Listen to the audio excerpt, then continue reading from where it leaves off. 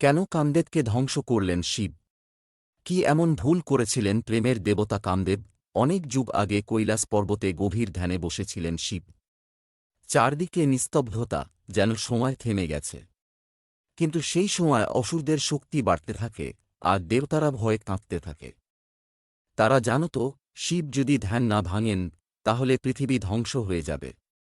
তাই বাধ্য হয়ে তারা পাঠাল কামদেবকে। হাতে আখের ধনুক আর ফুলের তীর। কামদেব ধীরে ধীরে এগিয়ে এলেন। সামনে ধ্যানে বসে আছেন মহাদেব। চারদিকে নিস্তব্ধতা। এক মুহূর্তে তিনি তীর ছুঁড়ে দিলেন শিবের দিকে, আর ঠিক তখনই শিব হঠাৎ চোখ খুললেন।